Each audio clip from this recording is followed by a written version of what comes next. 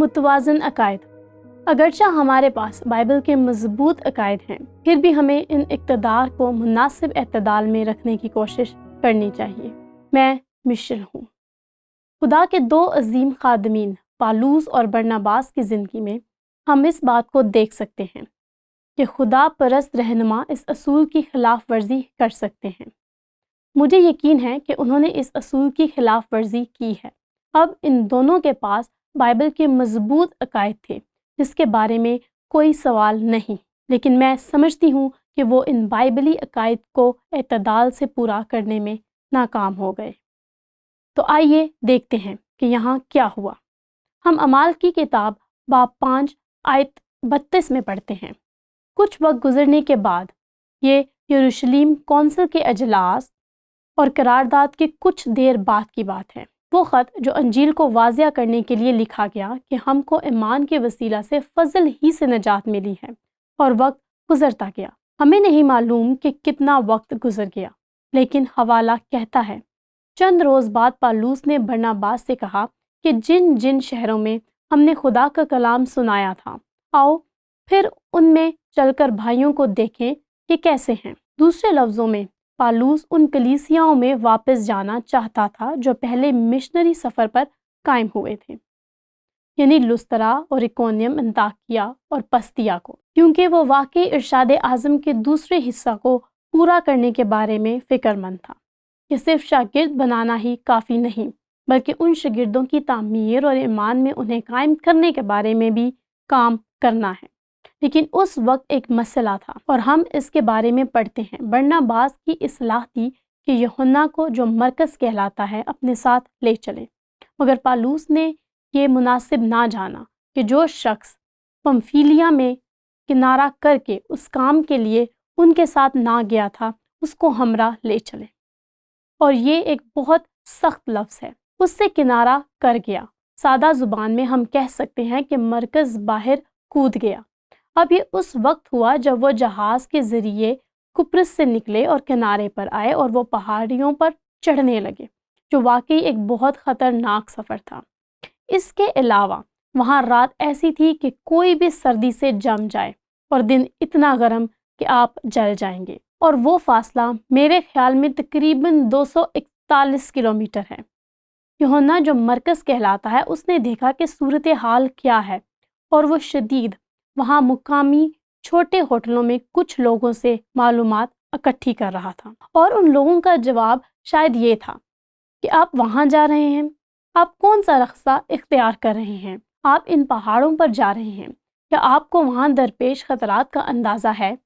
اور وہ باہر کو کود گیا۔ میرا مطلب ہے وہ واقعی ارشاد اعظم کو انجام دینے کے لیے پرعزم تھا، اور دیکھیں کہ کیا ہوا۔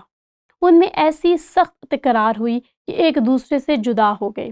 یہ حیرت انگیز ہے، یہاں دو وفادار بھائی ہیں، دونوں خدا سے محبت کرتے ہیں اور ارشاد اعظم کے لیے بہت پرعزم ہیں، اور چونکہ پالوس نے کہا ہم یوحنا جو مرکز کہلاتا ہے اس کو ہمراہ نہیں لے جا رہے، ہم مرکز کو دوبارہ موقع نہیں دے رہے، برناباس نے کہا میں تمہیں ایسا کرنے نہیں دوں گا، میں تمہیں نوجوان یوحنا جو مرکز کہلاتا ہے اس کو مسترد کرنے نہیں دوں گا، ہمیں بلکہ اسے ایک اور موقع دینے کی ضرورت ہے۔ مگر پالوس نے کہا نہیں۔ چنانچہ برناباس مرکز کو لے کر جہاز پر قبرص کو روانہ ہوا۔ بنیادی طور پر برناباس اس جزیرے پر پلا بڑھا تھا، مگر پالوس نے سیلاس کو پسند کیا اور بھائیوں اور بہنوں کی طرف سے خداوند کے فضل کے سپرد ہو کر روانہ ہوا۔ اور غور کریں، وہ کلیسیاؤں کو مضبوط کرتا ہوا سوریا اور کلکیا سے گزرا، اور مجھے یقین ہے کہ لوکا نے اس کا سفر ریکارڈ کیا، کیونکہ انطاکیہ سے جہاں سے وہ دوسرے سفر پر روانہ ہوا، وہ تیموتھیوس کے آبائی شہر لسترا میں واپس آیا۔ غالباً وہ خود ہی سفر کر رہا تھا، اور سیلاس پھر وہاں لسترا میں اس کے ساتھ شامل ہوا، اور پھر تیموتھیوس کے مشنری ٹیم میں شامل ہونے کے بعد سفر جاری رکھا۔ لہٰذا اس خاص صورتحال میں یہاں کیا ہوا؟ پالوس نے اسے ایک اور موقع کیوں نہیں دیا؟ اس نے کہا میں نہیں کر سکتا، میں ایسا نہیں کر سکتا۔ اب جب یہ سب کچھ ہوا، اگر دھوکہ دینے پر آتا ہے جہاں تک میرا تعلق ہے، اگر آپ کہیں کون صحیح تھا اور کون غلط تھا، بائبل کی پوری کہانی سے میں یہ کہوں گی کہ شاید وہ دونوں صحیح تھے یا وہ دونوں غلط تھے۔ مگر خاص طور پر پالوس بے حس تھا، اور چنانچہ برناباس ایک تعلقاتی آدمی تھا، اس لیے وہ بہت حساس تھا لوگوں کی نمائندگی اور مدد کرنے کے لیے، کہ اس کا اس وقت پالوس سے زیادہ روحانی رویہ تھا۔ اگرچہ وہ دونوں خداوند یسوع مسیح کے ارشاد اعظم کو پورا کرنے کے لیے بہت پرعزم تھے، مگر دیکھیں برناباس ان لوگوں میں سے تھا جو پالوس کی حمایت کرنے کے لیے سامنے آیا۔ یاد ہے جب پالوس یعنی سول کو مسترد کیا جا رہا تھا اور جب وہ یروشلم گیا تھا تو سب شاگرد اس سے ڈرتے تھے، تو اس کے بچاؤ کو کون آیا؟ یہ برناباس تھا جس نے قدم ٹکائے رکھا اور کہا تمہیں پالوس کو قبول کرنے کی ضرورت ہے۔ برناباس حقیقت جان گیا تھا، اور برناباس ایک ایسا شخص تھا جو لوگوں کو اہمیت دیتا تھا۔ بس میرے خیال میں ایسا ہوا ہوگا کہ جب پالوس اکیلے انطاکیہ سے نکلا تو تیموتھیوس کے آبائی شہر لسترا تک اس نے بہت سوچ بچار اور غور فکر کیا، اور میرے خیال میں آپ غور کر سکتے ہیں کہ تیموتھیوس کے ساتھ اس کا رویہ واقعی اس کی روح کی تبدیلی کو ظاہر کرتا ہے، کیونکہ وہ تیموتھیوس کا بہت محافظ تھا۔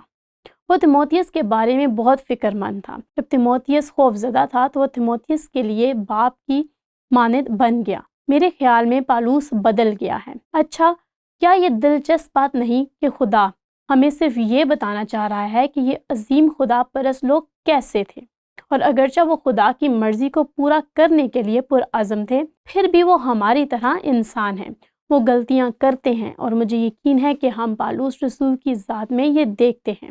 اگرچہ وہ غیر قوموں کے لیے ایک عظیم رسول تھا، لیکن مجھے یقین ہے کہ وہ بدل گیا تھا۔ اور ویسے بھی یوحنا جو مرکز کہلاتا تھا، بالآخر پالوس کی زندگی میں ایک بہت اہم شخص تھا، اور ہم دیکھتے ہیں کہ تیموتھیوس کے نام دوسرے خط میں جب پالوس نے جیل سے لکھا اور کہا مرکز کو اپنے ساتھ لے آنا کیونکہ وہ خدمت میں میرے لیے مفید ہے۔ اور ویسے بھی خدا نے مرکز کو اناجیل میں سے ایک انجیل لکھنے کے لیے استعمال کیا، چنانچہ وہ مضبوط ہو گیا اور خدا کی طرف سے ایک بہت ہی خاص طریقے سے استعمال ہوا۔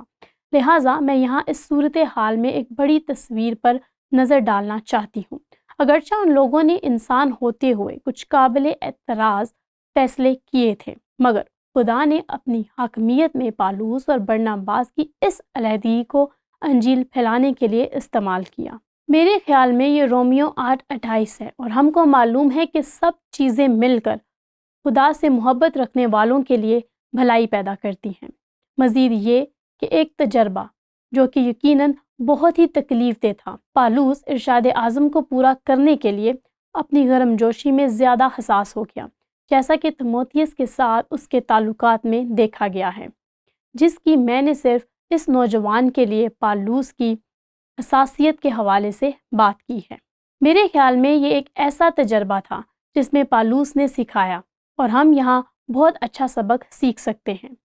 تو یہاں اصول ہے، اگرچہ ہمارے پاس بائبل کے مضبوط عقائد ہیں، پھر بھی ہمیں ان اقتدار کو مناسب اعتدال میں رکھنے کی کوشش کرنی چاہیے، کیونکہ اگر ہم محتاط نہیں رہیں گے تو ہم اعتدال کھو سکتے ہیں۔ لہٰذا یہاں رد عمل اور غور و خوض کے لیے سوال یہ ہے کہ کلام مقدس کے نقطۂ نظر سے اور عملی نقطۂ نظر سے پالوس اور برناباس اس تنازع کو زیادہ خوش اسلوبی سے کیسے حل کر سکتے تھے۔ ویسے میرے ذہن میں جو پہلا خیال آتا ہے وہ یہ ہے کہ پالوس مرکز کو ایک اور موقع دے سکتا تھا، اور ایسا کوئی اشارہ بھی نہیں ملتا کہ انہوں نے کم از کم دوسرے لوگوں کی رائے تک لی ہو یا انہیں اس معاملے میں شامل کیا ہو جس کی بہرحال پالوس وکالت کرتا ہے۔ وہ صرف آمنے سامنے آنا، اختلاف کرنے اور پھر جدا ہونے کی بجائے اس مسئلے کو حل کرنے کے لیے دوسرے ایماندار لوگوں سے مشورہ کر سکتے تھے۔ مشن کے کام کے لحاظ سے یہ ایک غیر معمولی علیحدگی تھی۔ یہ دلچسپ ہے، ایسا نہیں ہے کہ انہوں نے اس کے بارے میں دعا کی ہو۔ کیا انہوں نے ایسا کیا؟ بہرحال میں نے انہیں ایک دوسرے کے ساتھ دعا کرتے نہیں دیکھا۔ ایک دوسرے کے کندھوں پر ہاتھ رکھتے ہوئے کہا، پیارے بھائیوں، برناباس آئیں اس کے بارے میں دعا کریں۔ یہ ٹھیک نہیں ہے، ہمیں خدا کی مرضی معلوم کرنے کی ضرورت ہے۔ یہ ممکن ہے کہ وہ اپنی کمٹمنٹس میں اتنے پرعزم تھے اور محسوس کرتے تھے کہ ان کا عمل خدا کی مرضی کے مطابق ہے، حتیٰ کہ وہ خدا سے اس کی مرضی جاننے کے لیے ایک لمحہ بھی نہ رکے کہ آخرکار اس صورتحال میں اس کی مرضی کیا ہے۔ اب یہ سب قیاس آرائی ہے، لیکن میں سمجھتی ہوں کہ یہ وہ پہلو ہیں جن سے ہم اپنی کمٹمنٹس کے تعلق سے سیکھ سکتے ہیں کہ کیسے ہم واقعی روح کے اتحاد اور اطمینان کے بند کو آپس میں برقرار رکھ سکتے ہیں۔